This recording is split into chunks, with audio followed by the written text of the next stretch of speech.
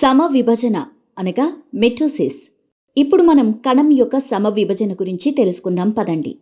కణం యొక్క సమవిభజన ద్వారా సోమాటిక్ కణాలు మరియు మూల కణాలు అనగా స్టెమ్ సెల్స్ విభజించబడతాయి. సమవిభజన 2 దశల్లో పూర్తవుతుంది. ఆ 2 దశలు న్యూక్లియస్ విభజన అనగా కేంద్రకం యొక్క విభజన లేదా కార్యోకైనసిస్ మరియు కణద్రవ్య విభజన సైటోకైనసిస్ కేంద్రక విభజన అనగా కార్యోకైనసిస్ 4 దశల్లో పూర్తవుతుంది. ఆ 4 దశలు ఈ విధంగా ఉంటాయి. ప్రథమ దశ అనగా ప్రోఫేజ్, మధ్య దశ అనగా మెటాఫేజ్, చలన దశ అనగా అనాఫేజ్ మరియు అంత్య దశ అనగా టెలోఫేజ్. వీటి గురించి సవివరంగా తెలుసుకుందాం. ప్రథమ దశ ప్రోఫేజ్. ఈ దశలో ప్రతి క్రోమోజోమ్ ఒక చాలా సున్నితమైన దారంలా ఉంటుంది. అవి మడత పడతాయి లేదా సంక్షేపణం అనగా ఫోల్డింగ్ లేదా కండెన్సేషన్ చెందుతాయి. మడత లేదా సంక్షేపణం కారణంగా అవి పొట్టిగా మరియు మందంగా మారతాయి మరియు వాటి అర్ధ క్రోమోజోములు జతగా అనగా సిస్టర్ క్రోమ్టాటిడ్స్తో పాటుగా కనిపిస్తాయి. సెంట్రియోల్ 2గా విభజించబడుతుంది మరియు ప్రతి సెంట్రియోల్ కణం దాని యొక్క వ్యతిరేక ధృవాల వైపు కదులుతుంది.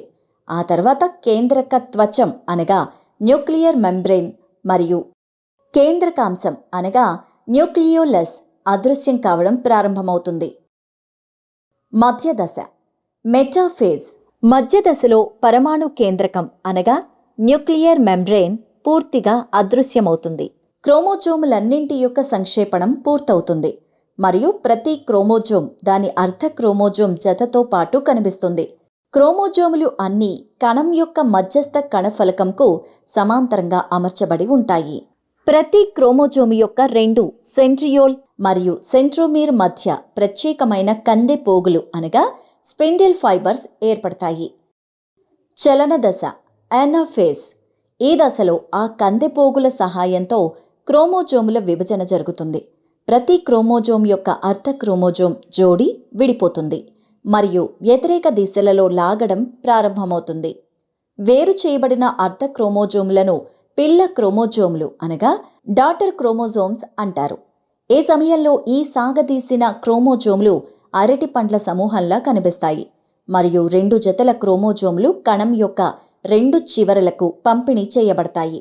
అంత్య దశ అనగా టెలోఫేజ్. ఈ దశలో కణం యొక్క 2 చివరల వరకు చేరుకున్న క్రోమోజోములు తెరుచుకుంటాయి.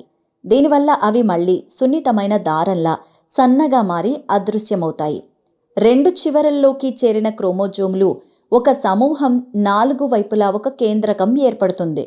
ఈ విధంగా ఒక కణంలో 2 సంతతి కేంద్రకాలు అనగా డాటర్ న్యూక్లీ ఏర్పడతాయి మరియు సంతతి కేంద్రకంలో కేంద్రకం కనిపిస్తుంది. కందెపోగులు అదృశ్యమవుతాయి. ఈ విధంగా కేంద్రక విభజన అనగా కార్యోకైనసిస్ ప్రక్రియ పూర్తవుతుంది. కణద్రవ్య విభజన సైటోకైనసిస్ ప్రక్రియ ప్రారంభమవుతుంది. ఈ వైపు ఉన్న చిత్రాన్ని చూడండి. ఈ చిత్రంలో చూపిన విధంగా కార్యోకైనసిస్ ప్రక్రియలు పూర్తయ్యాయి. కణద్రవ్య విభజన సైటోకైనసిస్. ఈ వైపు ఉన్న చిత్రాన్ని చూడండి. ఈ రేఖాచిత్రంలో చూపిన విధంగా కణద్రవ్య విభజన అనగా సైటోకైనసిస్ ద్వారా కణద్రవ్యం యొక్క విభజన జరుగుతుంది మరియు 2 కొత్త కణాలు ఏర్పడతాయి.